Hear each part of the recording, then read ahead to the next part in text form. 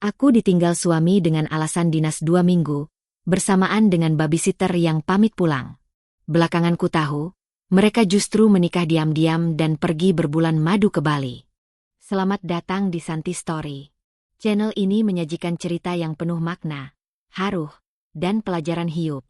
Setiap cerita yang kami angkat berasal dari pengalaman nyata, dikemas dengan narasi yang menyentuh hati. Sebelum masuk ke ceritanya, sahabat jangan lupa absen dulu ya. Sahabat dari mana saja? Untuk kamu yang belum subscribe, jangan lupa subscribe. Yang sudah subscribe semoga rezekinya mengalir.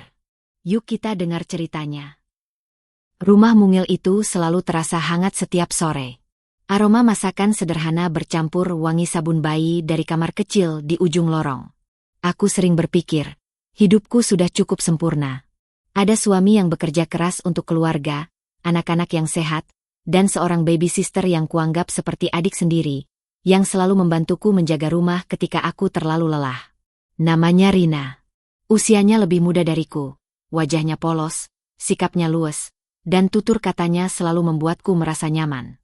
Sejak ia bekerja di rumah ini 2 tahun lalu, aku tak pernah merasa curiga atau khawatir. Justru aku sering merasa bersyukur karena ada seseorang yang bisa kupercaya mengurus anak-anak ketika aku sibuk. "Mbak, biar aku saja yang mandikan si kecil." Begitu katanya setiap pagi sambil tersenyum tulus. Aku sering membalas dengan pelukan kecil di pundaknya, karena aku benar-benar menganggapnya seperti keluarga. Suamiku, Arman, juga sering berkata betapa beruntungnya kami punya Rina. Orang kayak dia jarang. Yah, susah cari pembantu rumah tangga yang gak banyak tingkah, bisa dipercaya, dan sayang sama anak-anak. Begitu ujarku suatu malam. Arman mengangguk sambil tersenyum, lalu menatapku dengan penuh kasih. Aku merasa tenang, merasa tak ada yang perlu dikhawatirkan. Hari-hari berjalan seperti biasa. Di meja makan, tawa kami sering pecah ketika Rina menghibur anak-anak dengan cerita lucunya. Arman menatapku, matanya penuh rasa cinta, seolah ingin berkata, "Aku bahagia denganmu." Dan aku percaya itu. Aku percaya setiap kata, setiap tatapan, setiap janji. Namun, dalam ketenangan itu, ada sesuatu yang tak pernah benar-benar kuperhatikan. Kadang, tatapan Arman ke arah Rina terasa lebih lama dari seharusnya. Kadang, ketika aku sibuk di dapur, ku dengar percakapan kecil di ruang tamu, terlalu pelan untuk jelas, tapi cukup untuk membuatku berhenti sesaat. Aku menepisnya, berpikir itu hanya imajinasiku. Aku tak mau menodai kepercayaan yang kubangun dengan curiga. Malam itu, aku duduk di teras rumah, menatap bulan yang separuh tertutup awan. Rina baru saja menidurkan anakku, sementara Arman sedang menyiapkan berkas-berkas pekerjaannya di ruang kerja. Aku menghela napas panjang, merasa begitu beruntung. Ya Tuhan, bisikku dalam hati, jagalah keluarga kecilku ini. Jangan biarkan ada hal buruk yang merusaknya. Doa itu terasa begitu tulus, namun entah mengapa, hatiku bergetar aneh.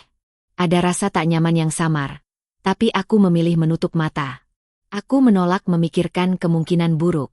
Aku terlalu mencintai mereka semua untuk bisa menerima bahwa suatu hari nanti, kepercayaanku mungkin akan menjadi senjata yang paling melukaiku. Dan aku sama sekali tidak menyangka bahwa kebahagiaan yang kurasakan malam itu hanyalah ketenangan sebelum badai. Pagi itu matahari baru saja naik, sinarnya masuk menembus tirai ruang makan. Aku sedang menyiapkan sarapan, sementara anak-anak masih sibuk bermain di ruang tengah. Suasana tampak biasa saja, sampai Rina mendekat dengan wajah sedikit canggung. "Mbak, boleh aku ngomong sesuatu?" Tanyanya pelan sambil menunduk, seolah sedang menimbang-nimbang kata-katanya. Aku berhenti mengaduk sup, menoleh, lalu tersenyum. "Kenapa? Ada apa, Rin? Katakan saja." Dia menarik napas panjang sebelum akhirnya berkata, "Aku mau izin pulang kampung, mungkin sekitar 2 minggu. Ada urusan keluarga yang gak bisa aku tinggalkan." Aku sempat kaget, bukan karena keberangkatannya, tapi karena cara dia mengatakannya terasa agak tergesa dan penuh kegelisahan. Namun, aku menahan diri untuk tidak menanyakan lebih jauh. Selama ini dia sudah banyak membantu. Tentu wajar kalau sesekali dia ingin pulang. Tentu, Rin. Kamu juga punya keluarga yang harus kamu urus. Tapi kenapa 2 minggu? Biasanya kamu nggak pernah lama, ucapku sambil menatapnya. Dia tersenyum tipis. Iya, Mbak. Ada acara keluarga juga, jadi mungkin agak lama. Aku hanya mengangguk, berusaha memahami. Aku percaya padanya, jadi tak ada alasan untuk curiga. Meski begitu, ada sedikit rasa khawatir di dadaku karena 2 minggu tanpa bantuannya pasti membuatku lebih repot. Tapi aku berusaha ikhlas. Belum selesai pikiranku tentang Rina, tiba-tiba Arman datang dari kamar dengan jas kerja yang rapi. Dia mendekat sambil membawa sebuah map coklat. Sayang, aku juga mau ngomong sesuatu, katanya sambil duduk di kursi. Aku menoleh dengan heran. Apalagi, Mas? Dia mengusap tanganku pelan, seolah sedang menenangkan. Aku harus dinas keluar kota. Sekitar 2 minggu juga. Ada proyek besar yang gak bisa ditinggal. Aku terdiam. Antara terkejut dan bingung. Karena waktunya sama persis dengan rencana Rina. 2 minggu? Lama sekali. Mas, bisa nggak dikurangi? Tanyaku hati-hati. Arman menggeleng sambil tersenyum. Nggak bisa, sayang. Justru ini kesempatan penting buat karierku. Aku janji, begitu pulang kita bisa liburan bareng anak-anak. Aku menunduk, merasakan dada sedikit sesak. Rasa sepi tiba-tiba menyergap membayangkan harus mengurus semuanya sendirian. Tapi aku tidak ingin terlihat menahan suami. Kalau itu memang untuk pekerjaan, ya sudah. Aku bisa mengurus rumah. Yang penting Mas jaga kesehatan. Dia tersenyum lega, lalu mencium keningku. Terima kasih, sayang. Kamu istri yang kuat. Rina yang sejak tadi hanya diam, ikut menyahut pelan. Mbak, aku juga minta maaf harus ninggalin pas waktunya bersamaan. Semoga Mbak nggak terlalu repot, ya. Aku memaksakan senyum. Nggak apa-apa. Aku bisa kok. Yang penting kalian berdua hati-hati. Hari itu berjalan seperti biasa. Tapi hatiku sebenarnya tak tenang. Malamnya, setelah anak-anak tidur, aku duduk sendiri di ruang tamu. Rasanya aneh sekali, mendengar 2 orang yang sangat dekat denganku sama-sama pergi di waktu yang persis sama.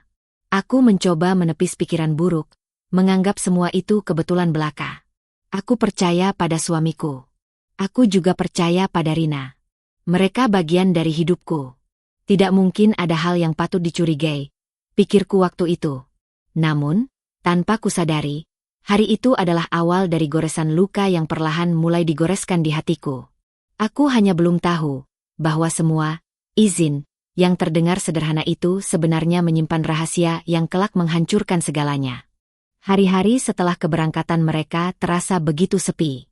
Rumah yang biasanya ramai oleh suara langkah Rina dan tawa Arman, kini hanya dipenuhi suara anak-anak dan derit pintu yang sesekali terbuka. Aku berusaha kuat, menyibukkan diri dengan mengurus rumah, menyiapkan makanan, dan menenangkan anak-anak yang sering bertanya kapan ayah dan Mbak Rina pulang. Bunda, ayah kapan pulang? Katanya cuma sebentar. Tanya anak sulungku suatu malam sebelum tidur. Aku terdiam sejenak, berusaha menyembunyikan rasa sesak yang tiba-tiba muncul. Aku tersenyum, meski bibirku terasa kaku. Sebentar lagi, Nak. Ayah kerja biar kita bisa tetap sekolah dan punya rumah yang nyaman. Aku tahu mereka tidak benar-benar mengerti, tapi anak-anak mengangguk dan akhirnya terlelap. Aku duduk di tepi ranjang, menatap wajah polos mereka. Air mataku jatuh begitu saja. Rasanya berat sekali menanggung kesepian ini sendirian. Setiap hari aku mencoba menghubungi Arman. Kadang teleponku diangkat, tapi jawabannya selalu singkat. Aku rapat, sayang. Nanti aku telepon lagi. Lagi sibuk. Jangan banyak pikir ya. Aku baik-baik saja. Dan telepon segera ditutup. Aku ingin percaya, tapi ada rasa hampa yang terus mengganjal. Seakan-akan aku tidak benar-benar berbicara dengan suamiku, melainkan dengan seseorang yang ingin cepat-cepat mengakhiri percakapan. Aku mencoba mengerti, barangkali memang pekerjaannya sedang padat. Namun entah mengapa, suara di seberang terasa jauh dan dingin. Rina juga begitu. Pesan yang kukirim hanya dibalas singkat. Iya, Mbak. Aku baik-baik saja di rumah. Tidak ada cerita tentang keluarga atau suasana kampungnya. Padahal biasanya ia selalu banyak bercerita. Aku merasa aneh, tapi mencoba menepis prasangka. Mungkin dia sibuk atau sedang banyak urusan. Malam-malam terasa panjang. Aku sering duduk sendirian di ruang tamu setelah anak-anak tidur. Hanya ditemani televisi yang suaranya tidak benar-benar kudengar. Perasaan sepi itu membuatku mulai mengenang semua kebersamaan kami. Ingatan tentang Rina yang selalu sigap membantu, dan Arman yang kadang bergurau ringan sambil menemaniku di dapur. Kini semua itu hanya bayangan. Ada satu malam di mana aku benar-benar merasa gelisah. Teleponku tidak diangkat sama sekali, baik oleh Arman maupun Rina. Aku duduk di tepi ranjang, menatap layar ponsel yang gelap. Rasanya seperti berbicara pada dinding. Hati kecilku berbisik, ada sesuatu yang tidak beres. Aku menepuk dadaku, mencoba menenangkan diri. Jangan berpikir yang aneh-aneh. Arman suamimu, dia orang baik. Dan Rina, dia sudah seperti adikmu sendiri. Nggak mungkin ada hal buruk. Namun, meski aku berusaha menolak pikiran itu, rasa cemas tetap saja tumbuh. Malam itu aku tidak bisa tidur. Aku hanya menatap langit-langit, bertanya dalam hati, kenapa mereka pergi bersamaan? Kenapa jawabannya selalu singkat? Kenapa aku merasa ada yang disembunyikan? Aku tidak punya jawaban. Yang aku tahu, kesepian ini mulai berubah menjadi perasaan asing yang belum pernah kurasakan sebelumnya. Perasaan yang pelan-pelan mengikis kepercayaanku. Dan aku tidak tahu bahwa kegelisahan itu hanyalah awal dari sesuatu yang jauh lebih menyakitkan.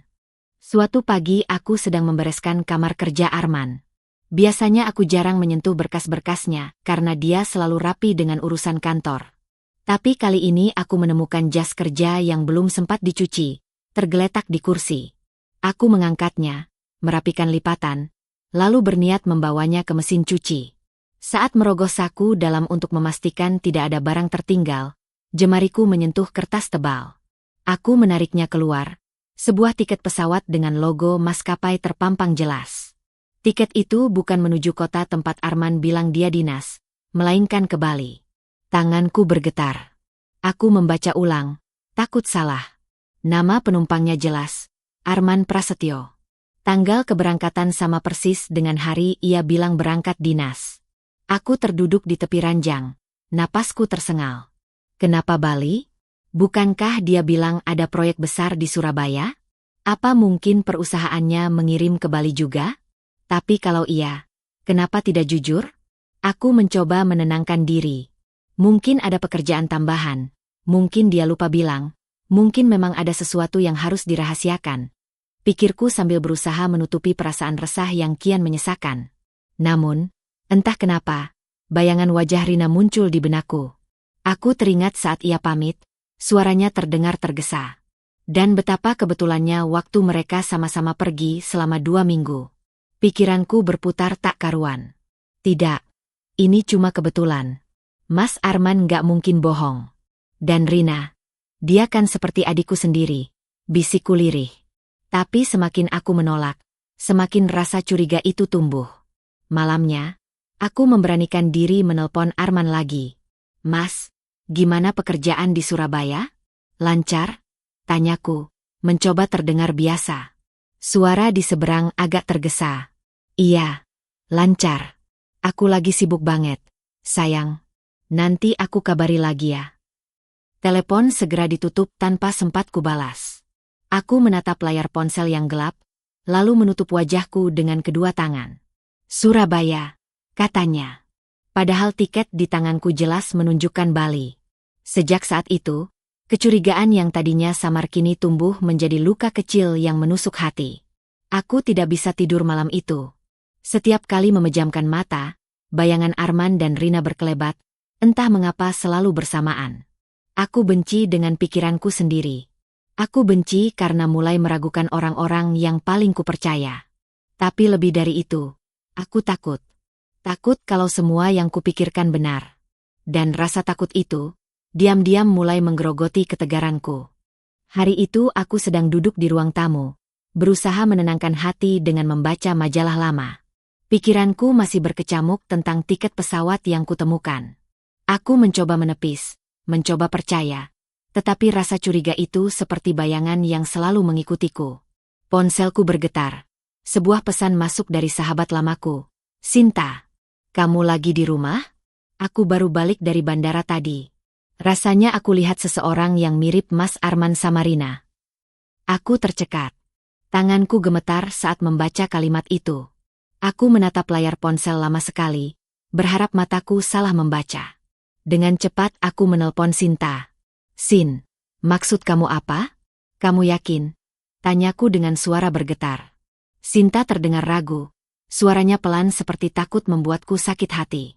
Aku nggak berani bilang pasti, tapi tadi aku lihat dari jauh, di area keberangkatan internasional. Lelaki itu mirip banget sama Mas Arman. Tinggi, cara jalannya sama. Dan cewek yang bersamanya. Kalau nggak salah itu Rina. Aku kaget, makanya langsung kepikiran kamu. Dunia seakan berhenti. Aku berusaha menyangkal. Mungkin kamu salah lihat, Sin. Mereka kan sama-sama lagi pergi. Rina pulang kampung, Mas Arman dinas. Nggak mungkin bareng. Tapi mereka kelihatan akrab banget. Jalan beriringan sambil bawa koper. Aku sempat panggil, tapi mungkin mereka nggak dengar. Aku juga nggak bisa terlalu dekat, soalnya buru-buru. Suara Sinta terus terngiang di telingaku, tapi aku tidak bisa langsung mempercayainya. Aku ingin tetap berpegang pada keyakinan bahwa keluarga kecilku baik-baik saja. Setelah telepon ditutup, aku terduduk di sofa. Jantungku berdegup kencang, tanganku dingin. Aku menatap kosong ke arah jendela. Kalau benar itu Arman dan Rina, kenapa mereka bersama di bandara? Kenapa di Bali? Kenapa harus sembunyi-sembunyi? Aku mencoba menenangkan diri. Mungkin hanya kebetulan. Bisa saja orang yang dilihat Sinta hanya mirip. Tapi hatiku tahu, semua tanda semakin jelas. Tiket ke Bali, sikap Arman yang dingin, pesan Rina yang singkat, dan kini kabar dari Sinta. Semua mulai membentuk potongan puzzle yang menakutkan. Malam itu aku kembali mencoba menelpon Arman. Mas, kamu lagi di mana sekarang? Tanyaku, berusaha terdengar biasa. Aku lagi rapat, sayang. Besok aku hubungi kamu lagi. Ya. Jangan khawatir. Jawabnya cepat. Aku menelan ludah. Suaranya terdengar seperti orang yang ingin cepat menutup pembicaraan. Tapi Mas, kamu di Surabaya kan? Tanyaku lagi, mencoba memastikan. Iya, di Surabaya. Kenapa memangnya? Katanya agak keras, seolah tersinggung. Aku tak berani bicara lebih lanjut. Telepon ditutup, menyisakan keheningan yang menusuk. Aku menatap layar ponsel, lalu menggenggam tiket pesawat ke Bali yang kusimpan di laci. Air mataku jatuh tanpa bisa ditahan. Aku merasa seperti berdiri di tepi jurang. Sebagian diriku ingin langsung mencari tahu kebenarannya, tetapi sebagian lagi takut menghadapi kenyataan. Aku masih ingin percaya bahwa semua ini hanya salah paham. Namun di lubuk hati terdalam, aku tahu, kebenaran itu sedang menunggu, dan ketika aku menemukannya, hidupku tidak akan pernah sama lagi. Hari-hari setelah kabar dari Sinta terasa menyesakan. Aku tidak bisa lagi menjalani rutinitas dengan tenang. Saat memasak, pikiranku melayang. Saat menidurkan anak, hatiku terasa kosong. Bahkan ketika tersenyum pada mereka, ada luka yang bersembunyi di balik bibirku. Aku tahu aku tidak boleh terus hidup dalam tanda tanya. Aku butuh jawaban. Aku butuh kepastian. Maka, diam-diam aku mulai menyelidiki. Aku mengingat tiket pesawat yang kutemukan. Dengan nekat, aku mencoba menghubungi nomor agen travel yang tertera di pojok bawah kertas itu. Aku berpura-pura sebagai Arman, mengatakan bahwa aku ingin memastikan reservasi. Suaraku bergetar, tapi orang di seberang terdengar ramah. Benar, atas nama Arman Prasetyo. 2 orang penumpang. Paket honeymoon, penerbangan ke Bali, menginap di resort selama 14 hari. Semuanya sudah dibayar lunas. Kata-kata itu membuat tubuhku lemas. Aku hampir menjatuhkan ponsel dari tanganku. Aku berusaha menahan suara agar tidak pecah. 2 orang? Atas nama siapa saja? Tanyaku pelan, penuh harap bahwa aku salah dengar. Bapak Arman Prasetyo dan Ibu Rina Kurniawati. Jawabnya tanpa ragu. Darahku seperti berhenti mengalir. Ruangan di sekitarku terasa berputar. Aku menutup mulut dengan tangan agar isakanku tidak terdengar. Aku buru-buru mengakhiri panggilan, lalu terjatuh di lantai ruang tamu. Rina. Nama itu terngiang berkali-kali di kepalaku. Baby sister yang selama ini kuanggap adik, yang kupercayai sepenuh hati, yang kuberi makan, kuberi tempat tinggal, bahkan kubela saat orang lain meremehkan pekerjaannya. Dan suamiku, lelaki yang kucintai sepenuh jiwa, yang kujaga dengan doa setiap malam. Mereka berdua berani menusukku dari belakang. Aku menangis lama sekali, sampai mataku bengkak. Di tengah isak, aku merasa tubuhku bergetar bukan hanya karena sedih, tapi juga marah. Aku merasa ditertawakan, dikhianati, dipermainkan. Malam itu aku tidak bisa tidur. Aku hanya duduk di lantai, menatap kosong ke arah jendela. Setiap detik bayangan mereka muncul. Arman menggandeng tangan Rina, berjalan di tepi pantai, tertawa bersama.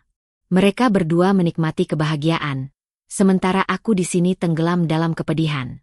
Esoknya, aku mencoba bangun dengan wajah biasa di depan anak-anak. Aku tidak ingin mereka tahu. Tapi di balik senyum palsu itu, hatiku penuh luka. Aku ingin marah, ingin berteriak, tapi tidak ada tempat untukku bersandar. Hari itu, aku membuat satu keputusan dalam hati. Jika mereka berdua tega mengkhianatiku dengan cara sekejam ini, aku tidak akan tinggal diam. Aku tidak akan menangis selamanya. Aku akan bangkit, dan aku akan membuat mereka merasakan pahitnya pengkhianatan yang sama. Aku tahu, ini baru permulaan. Dan badai sesungguhnya akan segera datang. Malam-malam setelah kebenaran itu terungkap adalah malam terpanjang dalam hidupku. Aku duduk sendirian di kamar, menatap kosong ke arah dinding, sementara anak-anak tidur pulas tanpa tahu ibunya sedang hancur. Air mataku tak pernah berhenti. Rasanya dada ini seperti diremas, sesak sampai sulit bernapas. Aku mencoba memahami bagaimana mungkin dua orang yang paling kupercaya tega menikamku dari belakang.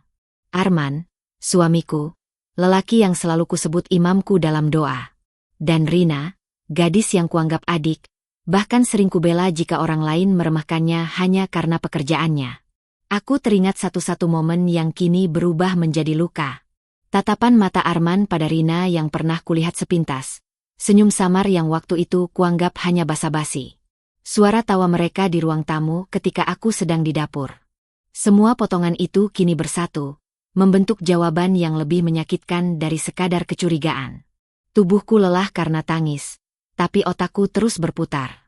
Berkali-kali aku menggenggam ponsel, hampir menelpon Arman, hampir menanyakan secara langsung.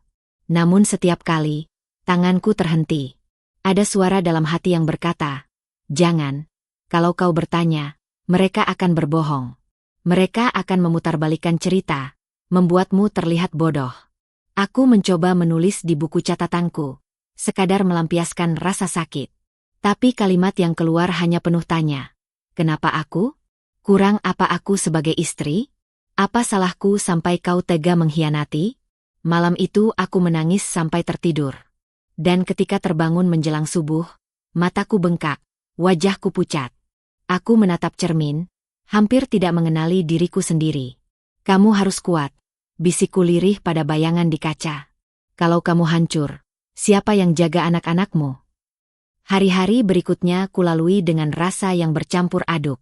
Ada saat aku ingin menyerah, ada saat aku ingin menjerit, tapi selalu kutahan di depan anak-anak.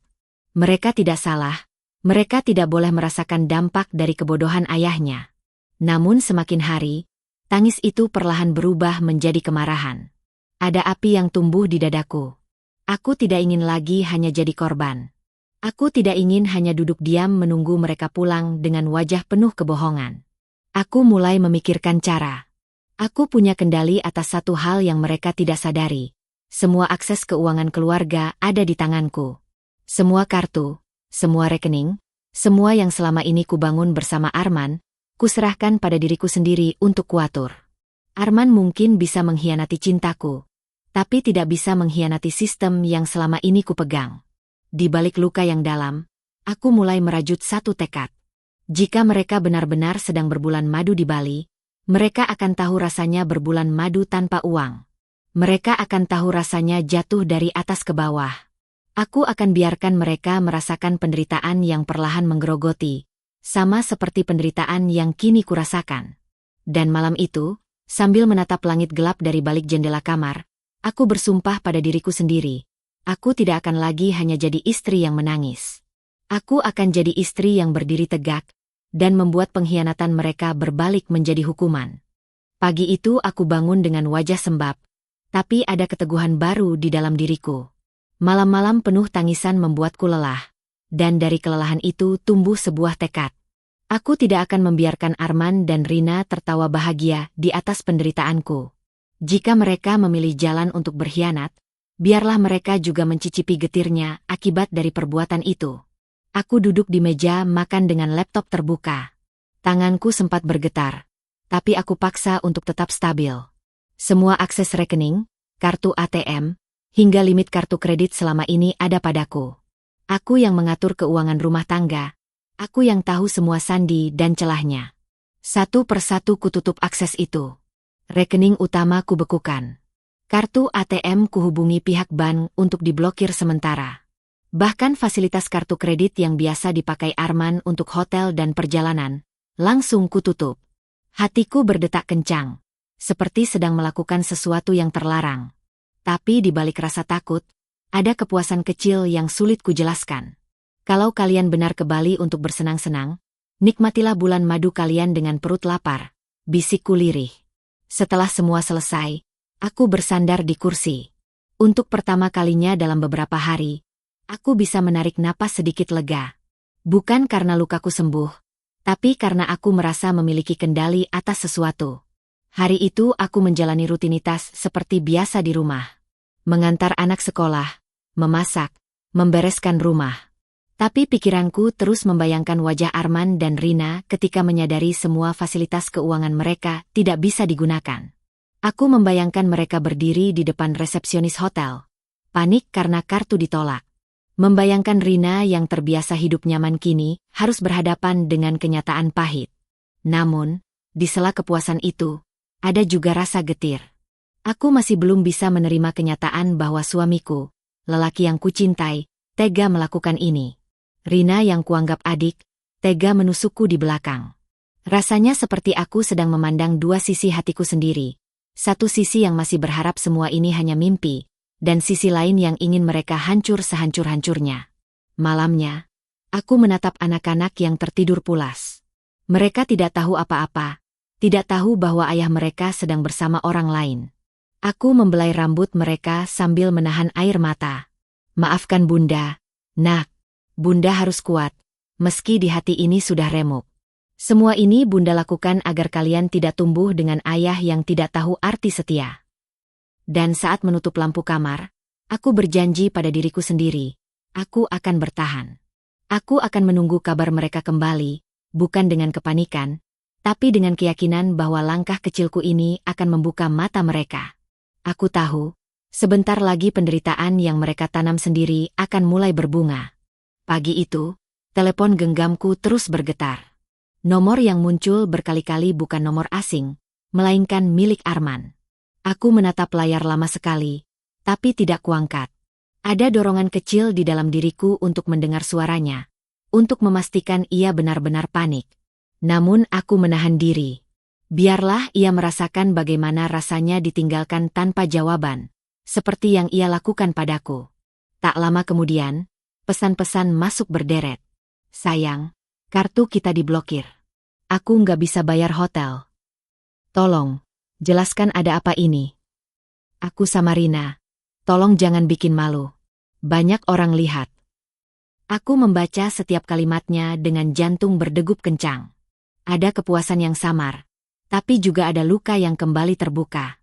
Kata-kata itu bukan sekadar permintaan, tapi bukti nyata bahwa mereka memang bersama. Bulan madu mereka memang bukan sekadar dugaan, itu kenyataan. Di sisi lain, ada pesan singkat dari nomor tak dikenal, yang setelah kucek ternyata milik Rina. Kak, jangan begini. Aku mohon.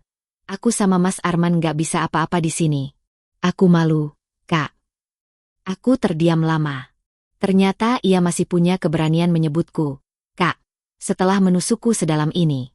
Hatiku perih, seolah seseorang menyayat luka lama dengan pisau berkarat. Aku memilih tidak membalas apapun. Di kepalaku, bayangan demi bayangan muncul.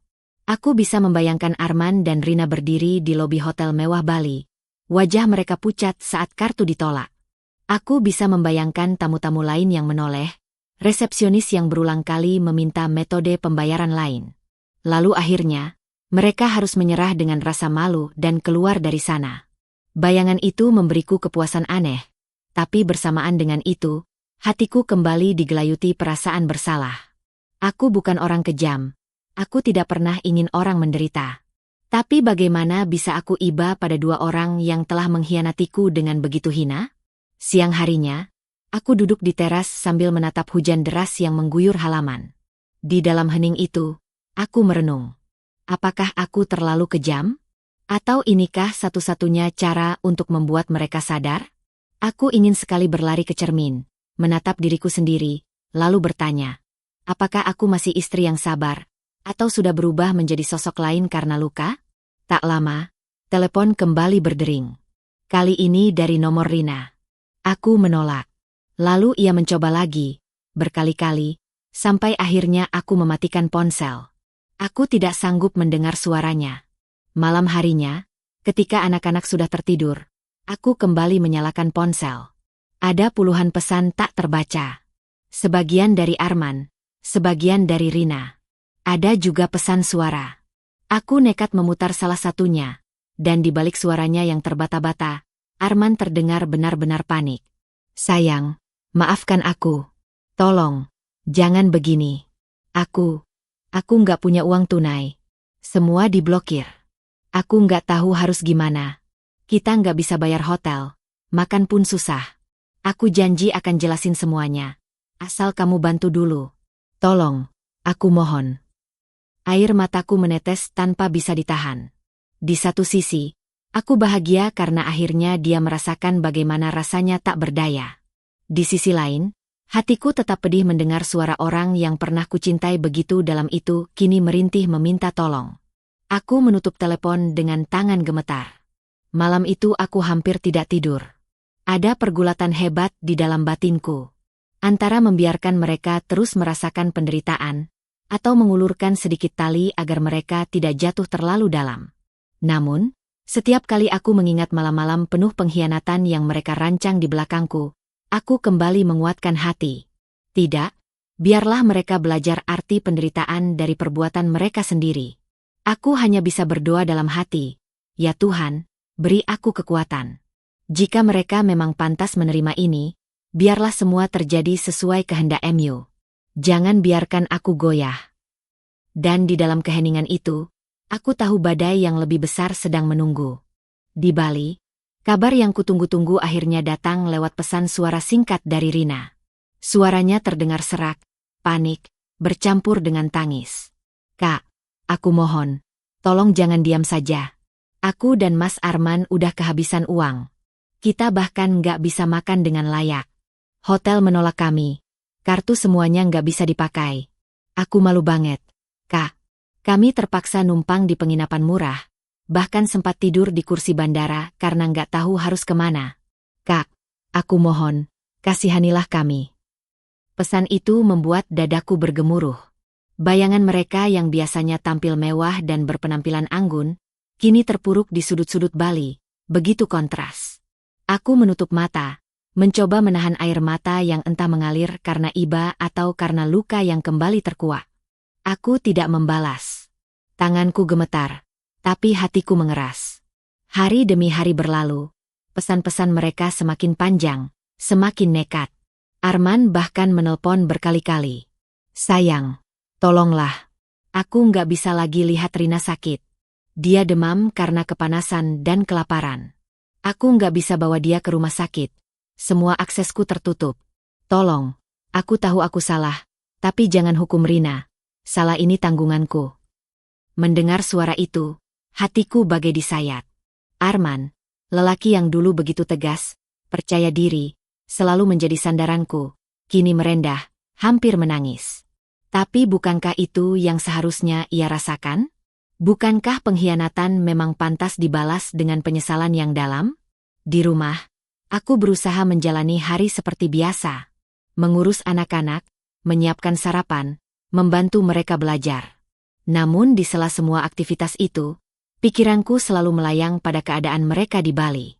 Aku bisa membayangkan Rina yang terbiasa dimanjakan, kini harus berjalan kaki mencari makanan murah, sementara Arman menunduk malu di hadapan orang-orang asing. Ada rasa puas yang tak bisa kupungkiri, tapi juga ada rasa kosong yang terus membayang. Seolah aku sedang membalas dendam, tapi dendam itu tidak benar-benar menghapus luka di hatiku. Malam itu aku kembali duduk di depan laptop, menatap daftar rekening yang sudah kubekukan. Sekali saja aku bisa membuka akses itu, mereka akan kembali punya jalan keluar. Aku hanya perlu satu klik untuk melepaskan penderitaan mereka. Tapi aku menutup laptop itu dengan cepat. Tidak, bisikku keras. Kalau sekarang aku luluh, mereka tidak akan pernah belajar. Aku yang akan kembali dipermainkan. Hari berganti hari. Aku mendapat kabar tak langsung melalui seorang kenalan di Bali, seorang teman lama yang kebetulan bekerja di restoran kecil di sana. Ia mengirim pesan singkat padaku. Aku nggak salah lihat kan? Barusan ada Arman sama seorang perempuan muda makan di sini. Mereka kelihatan kusut, pakaiannya nggak rapi, kayak orang kelelahan. Bahkan mereka hanya pesan satu porsi nasi goreng untuk berdua. Arman sampai memelas ke kasir minta bayar belakangan. Itu benar suamimu, kan? Tanganku gemetar saat membaca pesan itu. Air mataku menetes tanpa bisa kutahan. Bukan karena iba semata, tapi karena gambaran itu begitu menusuk hatiku. Lelaki yang dulu kuanggap kuat, kini jatuh sehancur itu. Dan perempuan yang pernah kupanggil adik, ikut menanggung akibatnya. Aku menutup wajah dengan kedua tanganku. Tangisku pecah. Antara lega, sakit, dan entah apa lagi. Di sisi lain, anak-anakku tidur dengan damai. Mereka tidak tahu bahwa ayah mereka yang seharusnya jadi pelindung, kini sedang terpuruk jauh. Aku menatap mereka lama, lalu berbisik lirih. Nak, inilah harga dari pengkhianatan. Jangan pernah kalian ulangi kelak jika dewasa. Kesetiaan itu mahal. Jangan pernah kalian hancurkan hanya karena nafsu sesaat. Malam itu aku tidak bisa tidur. Hati dan pikiranku saling tarik-menarik. Aku ingin sekali mengakhiri penderitaan mereka, tapi aku juga tahu, jika aku melunak sekarang, aku yang akan kembali menjadi korban. Dalam gelap itu, aku berdoa dengan suara tercekat. Tuhan, kuatkan aku. Jangan biarkan aku hanyut oleh iba. Biar mereka merasakan apa yang aku rasakan dulu. Kesepian, sakit, dan ketidakberdayaan. Jika mereka memang pantas mendapatkan pengampunan, biarlah waktu yang membimbing mereka, bukan kelemahanku. Dan aku pun tahu, badai yang mereka alami di Bali baru saja dimulai. Di sebuah kamar sempit penginapan murah, jauh dari bayangan hotel mewah yang mereka impikan, pertengkaran mulai tak terhindarkan. Rina duduk di tepi ranjang dengan wajah kusut, rambutnya acak-acakan, matanya sembab karena tangis. Sementara Arman mondar-mandir di ruangan, wajahnya penuh keringat, gelisah dan marah bercampur jadi satu. Mas, ini semua salah kamu. Rina menjerit, suaranya pecah. Katanya kamu bisa jamin semua. Katanya kamu laki-laki yang bisa tanggung jawab. Nyatanya, kita kayak pengemis di negeri orang. Aku malu, Mas. Arman berhenti berjalan, menatap Rina dengan mata merah. Kamu pikir aku nggak malu? Kamu pikir aku senang lihat keadaan kita seperti ini? Semua akses keuangan dipegang dia. Dia yang blokir semua. Aku nggak bisa apa-apa tanpa itu. Rina membanting bantal ke lantai. Terus kenapa kamu berani bawa aku ke sini? Kalau ujung-ujungnya cuma bikin aku menderita? Aku ninggalin rumah, ninggalin harga diri, ninggalin keluargaku demi kamu, Mas. Dan sekarang, aku menyesal. Kata terakhir itu membuat dada Arman seperti ditikam. Ia mendekat, suaranya lebih lirih tapi penuh kemarahan yang ditahan. Kamu menyesal?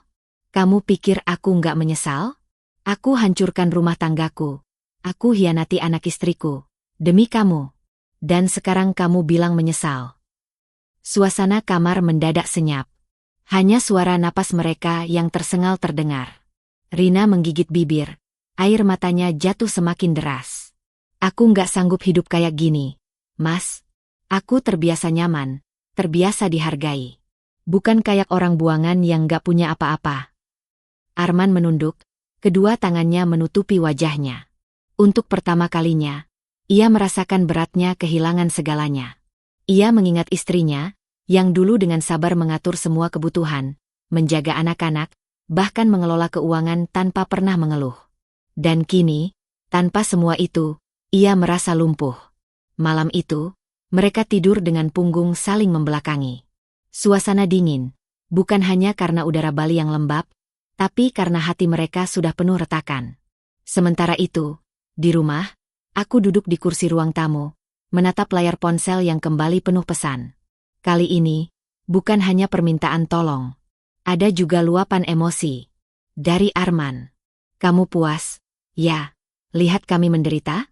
Apa kamu nggak kasihan sama aku? Sama Rina? Aku tahu aku salah. Tapi apa harus begini caranya? Dari Rina. Kak, aku nggak kuat. Aku nyesel. Aku mohon, kasihani aku. Aku tahu aku salah. Tapi jangan hukum aku begini. Aku cuma perempuan yang jatuh cinta. Kak, salahkah aku kalau mencintai Mas Arman? Aku menatap layar itu lama, lalu meletakkannya pelan. Tangisku pecah lagi. Betapa mudahnya mereka berbicara tentang cinta. Seolah cinta bisa jadi pembenaran untuk menghancurkan orang lain. Seolah pengkhianatan yang mereka lakukan hanyalah hal kecil. Namun, di balik air mata itu, aku merasa semakin kuat. Aku sadar, aku tidak boleh goyah. Jika aku menyerah sekarang, semua pengorbanan dan luka yang kualami hanya akan jadi sia-sia. Hari-hari berikutnya, aku semakin jarang membuka pesan mereka. Aku fokus pada anak-anak, pada pekerjaanku, pada diriku sendiri.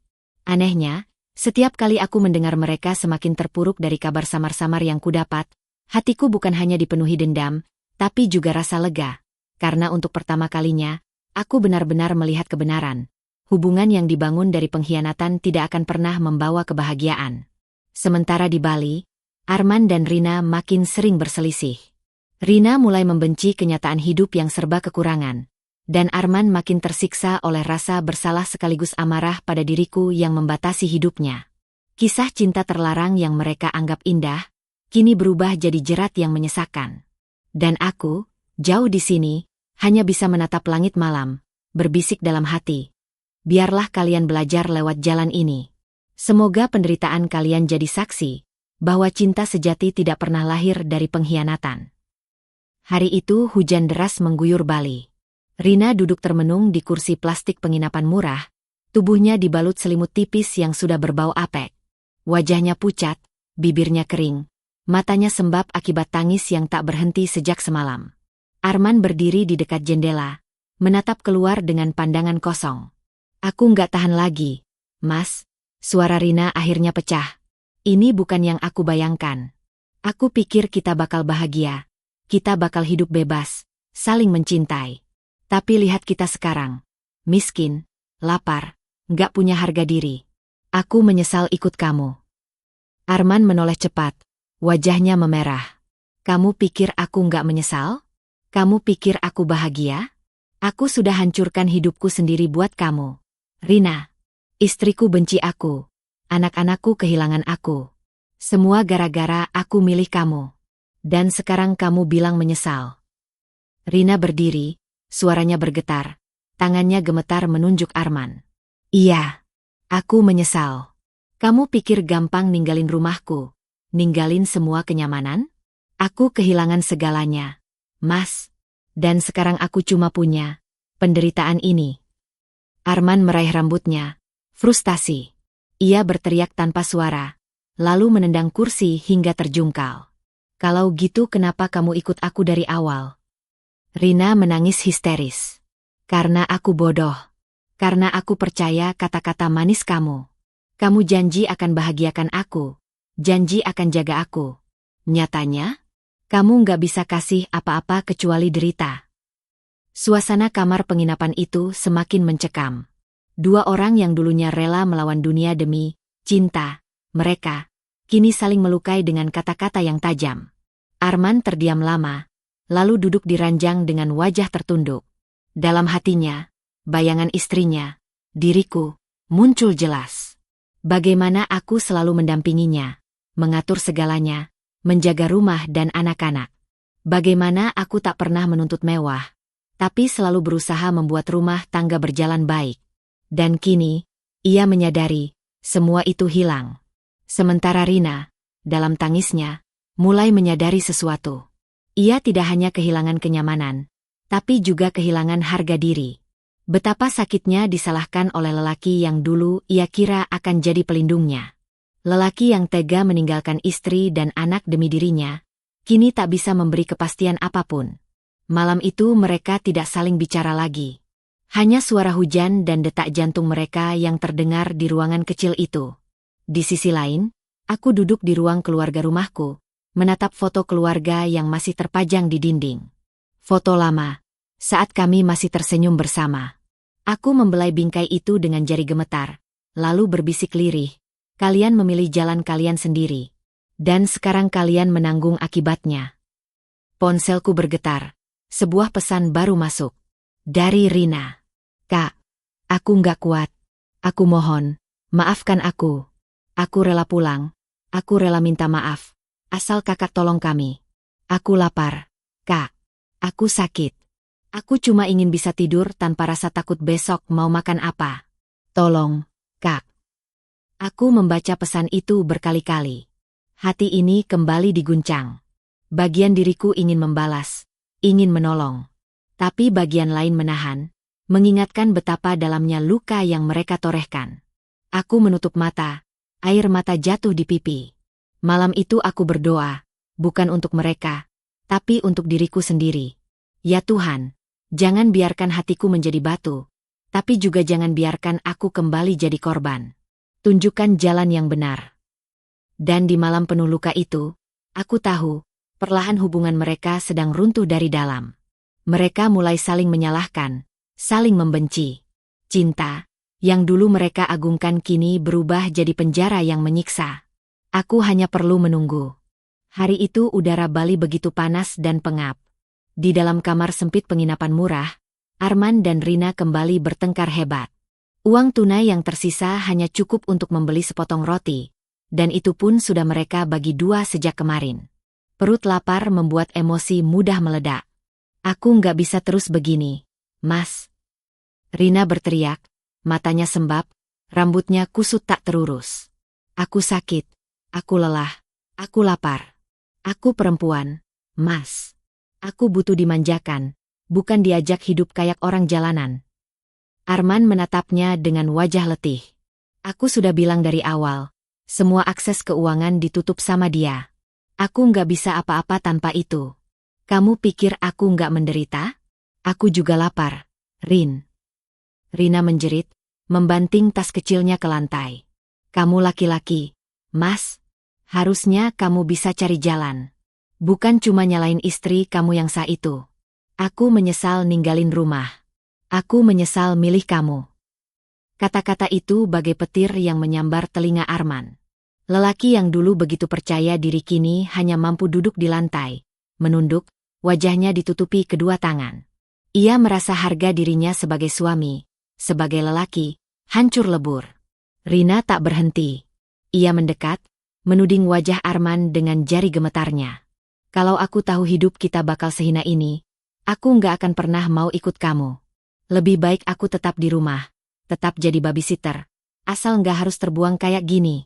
Kamu bohongi aku dengan janji palsu, Mas. Kamu bukan laki-laki yang bisa diandalkan." Arman mendongak, matanya merah berair, tapi penuh amarah. "Kamu kira gampang? Aku sudah korbankan segalanya. Rumah tangga, anak, istriku, semua hancur gara-gara aku pilih kamu. Jangan bilang kamu menyesal, karena aku lebih menyesal lagi." Suasana kamar menjadi panas, penuh teriakan dan tangisan. Hingga akhirnya, Rina mengemasi barang-barangnya. Hanya ada beberapa potong pakaian lusuh di dalam tas, tapi ia melakukannya dengan tekad yang bulat. "Cukup, Mas. Aku nggak mau terus menderita sama kamu. Aku mau pulang. Aku nggak peduli kamu mau gimana. Aku nggak sanggup lagi." Arman panik, meraih tangannya. "Rin, jangan pergi. Kita sudah sejauh ini, kita harus hadapi bersama."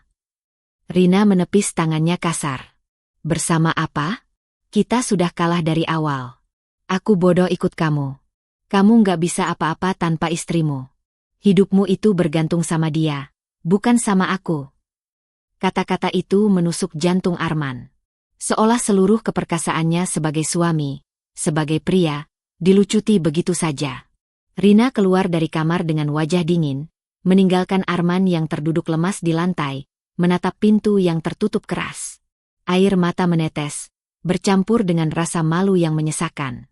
Ia teringat anak-anaknya, teringat istrinya, teringat semua yang ia hancurkan demi perempuan yang kini meninggalkannya. Di rumah, aku duduk di kursi dengan ponsel di tangan. Pesan terakhir dari Rina baru saja masuk. Kak, aku menyerah. Aku mau pulang. Aku mohon maaf. Kak, aku terlalu bodoh percaya dengan janji Mas Arman. Tolong maafkan aku.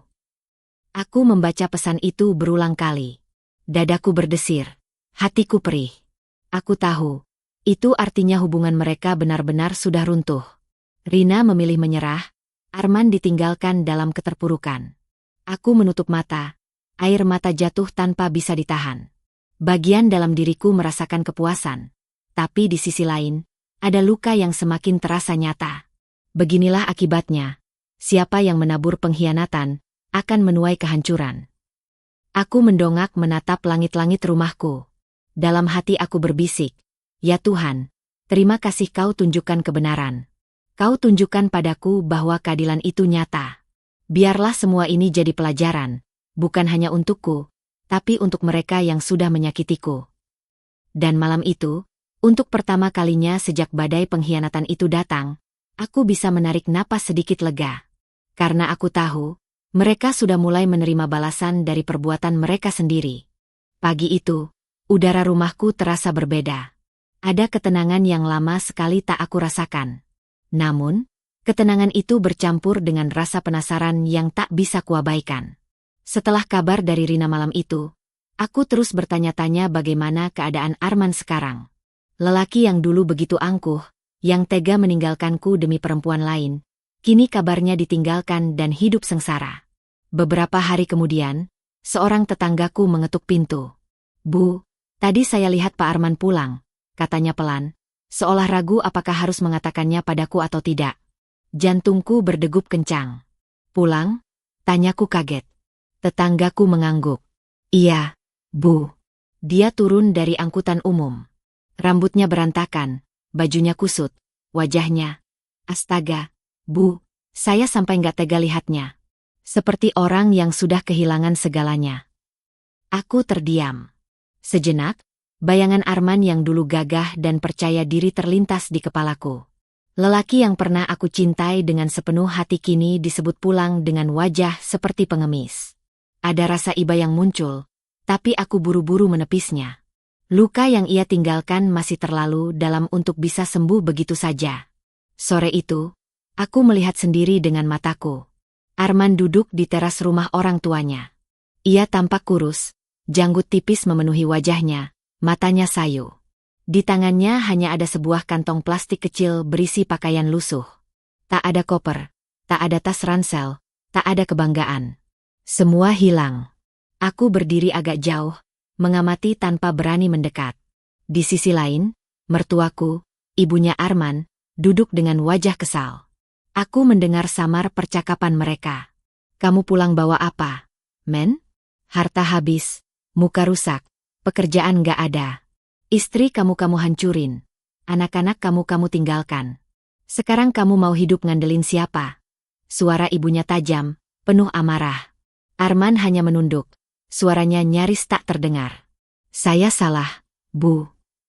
Aku merasakan dadaku sesak mendengarnya. Untuk pertama kalinya, Arman mengaku salah. Namun, itu tidak cukup untuk menghapus luka di hatiku. Tidak cukup untuk mengembalikan air mata yang sudah terlalu banyak aku tumpahkan.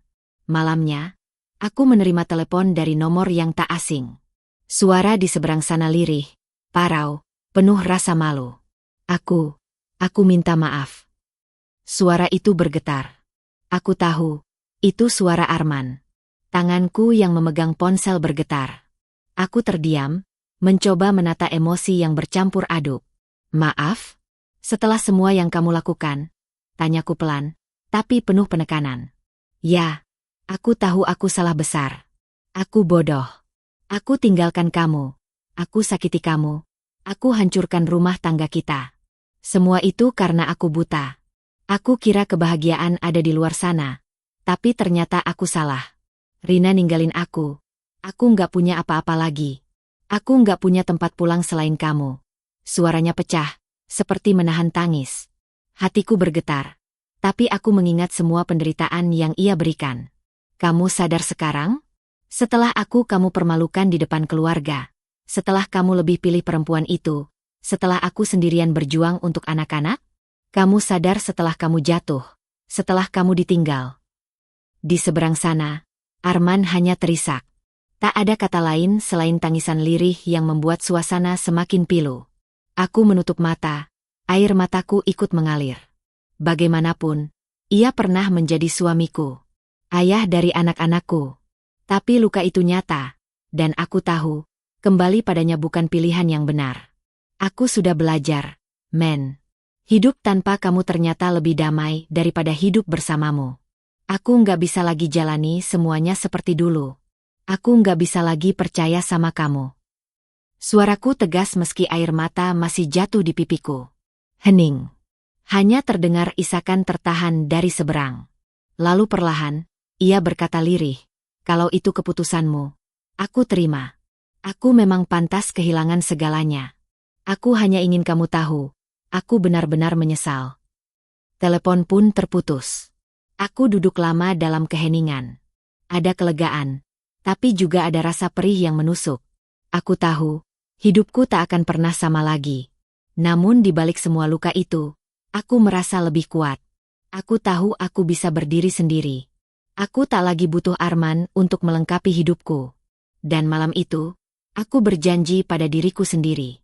Aku akan menata hidupku dari awal. Untuk diriku, untuk anak-anakku, tanpa bayangan masa lalu yang menjerat.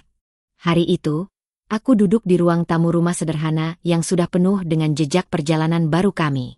Di dinding, ada beberapa foto keluarga kecilku bersama anak-anak. Wajah mereka tersenyum ceria. Dan itu sudah cukup menjadi alasan bagiku untuk bertahan sejauh ini. Semua luka, semua air mata, seolah berubah menjadi energi yang membuatku kuat, membuatku berdiri lebih tegak dari sebelumnya. Sudah beberapa bulan sejak aku terakhir kali mendengar suara Arman di telepon. Setelah permintaan maafnya malam itu, ia tak pernah lagi mencoba menghubungiku. Dari kabar tetangga, aku tahu ia sekarang bekerja serabutan, hidup seadanya, bahkan sering terlihat murung. Ada rasa iba, tapi lebih banyak rasa lega, karena aku akhirnya benar-benar terbebas dari bayangannya. Pagi itu, aku menyiapkan sarapan untuk anak-anak. Mereka berlarian di dapur sambil bercanda, dan tawanya memenuhi rumah dengan kebahagiaan. Salah satu dari mereka memelukku erat. Mama jangan sedih lagi ya. Kita kan punya mama. Kita bisa bahagia bareng-bareng. Air mataku menetes tanpa bisa kucegah. Aku tersenyum, mencium keningnya. Iya sayang, mama janji nggak akan sedih lagi. Kita akan bahagia, meskipun tanpa papa. Di lubuk hati, aku sadar bahwa aku sudah tidak lagi membutuhkan pengakuan dari siapapun. Kebahagiaanku bukan lagi bergantung pada suami, pada mertua, atau bahkan pada orang lain yang pernah mengkhianatiku. Kebahagiaanku adalah saat aku bisa melihat anak-anakku tumbuh sehat, saat aku bisa tidur nyenyak tanpa dihantui rasa takut, dan saat aku bisa bangun pagi dengan hati yang ringan. Sore itu, aku memberanikan diri membuka kembali buku harian yang dulu sempat aku tinggalkan. Di dalamnya ada banyak coretan luka, tangisan, dan doa yang aku panjatkan ketika hatiku hancur. Aku membaca kembali dengan mata berkaca-kaca, tapi kali ini bukan dengan rasa sakit, melainkan dengan rasa syukur. Aku telah melewati semua itu. Aku sudah sampai di sini, gumamku lirih sambil menutup buku itu. Tuhan, terima kasih. Aku yang dulu lemah, kini bisa berdiri dengan kuat. Aku yang dulu merasa tak berharga, kini bisa merasa berarti kembali. Di malam yang hening, setelah anak-anak tidur, aku duduk sendirian di teras rumah. Angin berhembus pelan, membawa ketenangan. Aku merenung panjang tentang perjalanan hidupku. Tentang pengkhianatan yang begitu menyakitkan, tentang kebodohan yang sempat membuatku jatuh, dan tentang bagaimana akhirnya aku bisa bangkit.